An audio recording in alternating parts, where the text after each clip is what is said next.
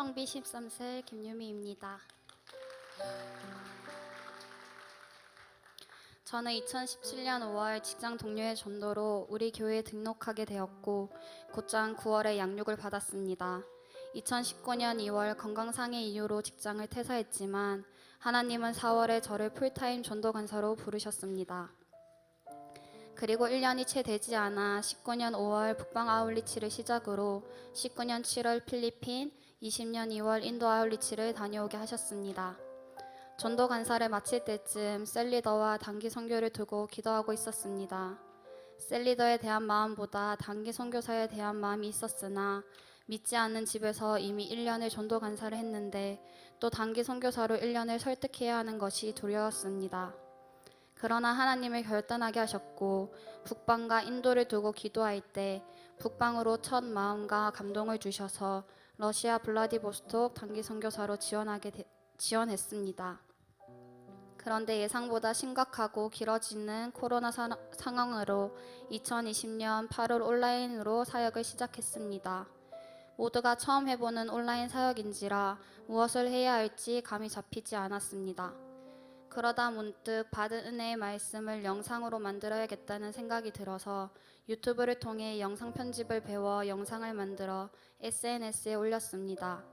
또 언어 교환 앱을 써서 부산에 살고 있는 러시아인을 만나면 어떨까 하는 생각이 들어 언어 교환 앱을 통해 온라인으로 러시아 친구들과 관계를 맺어갔습니다. 그러다가 서울에 있다가 부산대학원으로 오게 된 한 고려인 친구를 만나게 되었습니다. 그 친구를 만나러 가던 첫날의 그 긴장감이 아직도 생생합니다. 실제로 만나게 된 날, 나는 하나님을 믿는 사람이고 교회를 다녀라고 이야기했을 때 저도요 라는 답이 돌아왔습니다. 예배하신 영혼이라는 확신이 들어 소름이 돋았습니다. 그 친구는 지금 저희 교회로 인도되어 잘 정착했습니다.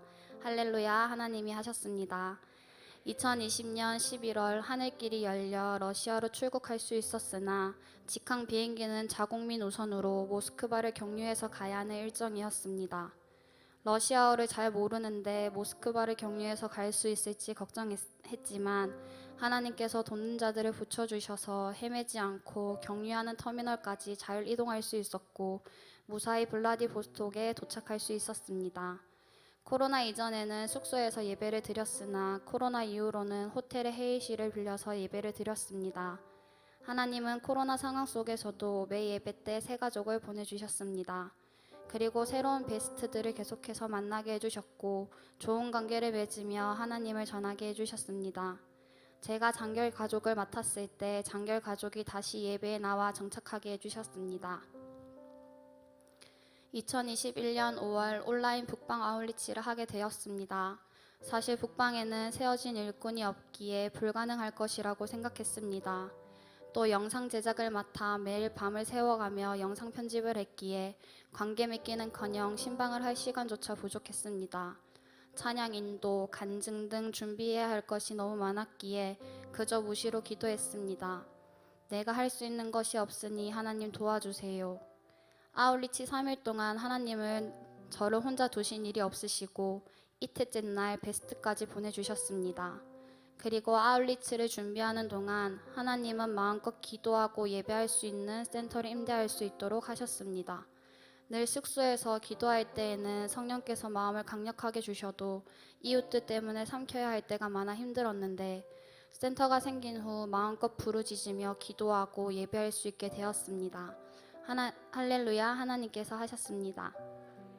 아울리치를 마친 후 단기 선교사 기간 연장을 두고 기도할 때 하나님은 제게 1년을 연장하라고 말씀하셨지만 기쁜 마음으로 순종할 수 없었습니다. 기간 연장을 한 단기 선교사 중 6개월은 있지만 1년은 없었다는 이야기에 하나님께 다시 기도했습니다. 하나님, 나도 남들처럼 6개월 연장하라고 하면 하겠습니다. 1년은 그 누구도 가보지 않은 길인데 제가 여기 1년 동안 남아있는다고 무엇이 달라지겠습니까? 하며 하나님께 고집을 부렸습니다. 그러자 하나님은 불순종이라고 말씀하셨습니다. 불순종이라는 말을 듣고 나니 마음이 지옥에 있는 것처럼 불타는 것 같고 무서웠습니다. 그래서 시작하게 된 1년의 연장이었습니다. 다시 시작하는 1년 동안 많은 일들이 있었습니다. 코로나 백신 패스 제도로 인해 카페, 식당 등을 이용할 수 없게 되었습니다. 러시아는 러시아 백신만 인정해줬기에 외국인인 저희는 갈 수 있는 곳이 적어졌습니다. 그러나 그 덕분에 성도들의 집으로 들어갈 수 있게 되었습니다. 성도들과 베스트들의 집에 가서 함께 요리를 하고 성경 말씀을 읽고 행복 모임을 했습니다. 그러나 러시아에는 선교와 전도를 금지하는 종교법이 있습니다. 그 어떠한 방법으로도 하나님에 대한 이야기나 자신의 신앙에 대한 이야기를 꺼내서는 안 되고 SNS나 인터넷을 통한 포스팅도 금지됩니다. 전도 허가증을 발급받아야 교회 바깥 장소에서 전도할 수 있습니다. 허가증 없이 하나님에 대한 이야기를 하면 구금되거나 벌금형을 받거나 외국인의 경우 추방을 당할 수 있습니다. 자기 집에서 혼자 기도를 하거나 성경을 읽을 수는 있지만 친구나 외부인이 방문 중이면 내 집안에서라도 범법행위로 처벌을 받습니다. 그러하기에 늘 보안에 신경을 쓸 수밖에 없었습니다. 그러나 코로나 백신 패스로 인해 친구들의 가정으로 들어갈 수 있었기에 혹여나 신고당하지 않을까 걱정하지 않고 복음을 전할 수 있었습니다. 이제 정말 달려봐야지 할 때인 2월 24일 우크라이나와 러시아가 전쟁이 시작되었습니다. 블라디는 사실 극동이라 전쟁의 피해는 없었지만 경제적인 제재로 인해서 카드가 막혀서 실생활에 지장을 받게 되었습니다. 비자 연장을 위해 예약해놨던 항공 일정들이 계속해서 취소가 되는 상황 속에서 곧장 영사관에 전화해서 이곳에서 비자를 연장할 수 없느냐 문의했지만 지금은 그럴 수 없으니 제3국을 통해서라도 출국하라고 했습니다. 올 때도 모스크바를 격려하게 하시더니 출국 시에도 모스크바를 가게 하시는 이유를 물었습니다. 말씀을 읽는 가운데 다윗이 사울에게 쫓길 때 사울을 중심으로 진을 치고 군대가 있었지만 다윗은 3,000명을 뚫고 그 중심에 있는 사울의 곁까지 가서 창과 물병을 가지고 돌아오는 내용에서 중심이라는 단어가 자꾸 묵상이 되었습니다. 일정상 코로나 검사와 격리 시간으로 인해 모스크바에서 하루를 숙박해야 하는 상황이었고 하루가 주어졌으니 가고 싶은 곳에 다녀오자 이야기를 나누던 중 크렘린 붉은 광장이 나왔습니다. 러시아의 모든 것은 모스크바 중심입니다. 그런데 크렘린은 모스크바의 정중앙에 있었습니다. 아, 하나님이 이곳에 가서 기도하라고 시간을 주시는구나. 가장 핵심이 되는 이곳에 가서 기도하라고 주시는 시간이구나 하는 감동이 왔고 붉은 광장을 도는 동안 계속 이 땅을 묶고 있는 어둠의 세력들이 무너지기를 침묵으로 기도했습니다. 한국으로 돌아와 온라인 사역을 진행하는데 마음을 지키기란 참으로 어려웠습니다. 모두가 떠나가는 그 자리를 지키는 것이 어려웠습니다.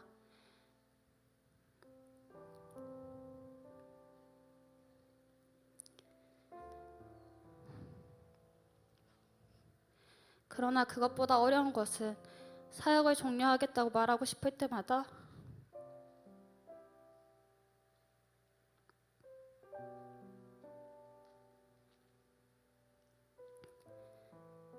생각나는 러시아 친구들의 얼굴이었습니다.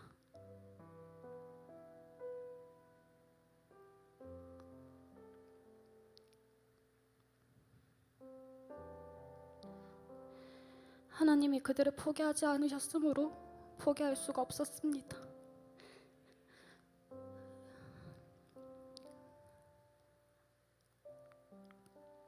그 자리를 지키는 것 말고는 해줄 수 있는 것이 없음에도 불구하고 그 자리를 버티게 하셨습니다.